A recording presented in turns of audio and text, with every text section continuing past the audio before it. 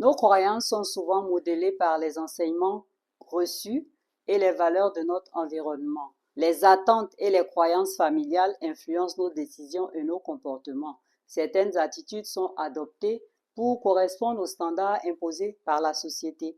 Notre perception de la réalité n'est alors pas manifestée.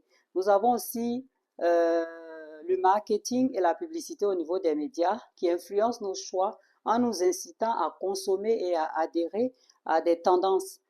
Comme je le disais d'entrée, les conditionnements, nous en avons beaucoup et nous y sommes exposés constamment.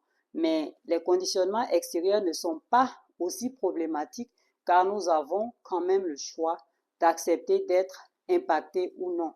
Nous pouvons avoir un contrôle sur eux et on a le choix de ne pas se laisser entraîner là où nous ne voulons pas nous rendre.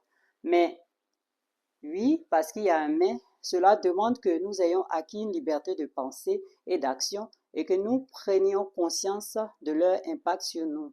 Se détacher des conditionnements extérieurs, c'est apprendre à questionner ce qui nous influence et à choisir ce qui résonne véritablement avec notre propre être. Bien, je pense que ça c'est clair. Dites-le moi en commentaire sinon. Et puis je pense aussi que vous l'avez peut-être remarqué à votre niveau ou que vous en prendrez plus conscience maintenant de cette fameuse tendance que nous ne remarquons pas, mais qui existe bel et bien et que nous sommes très souvent pris là-dedans sans même nous en rendre compte. Et cela nous emmène à nous comporter selon des attentes extérieures.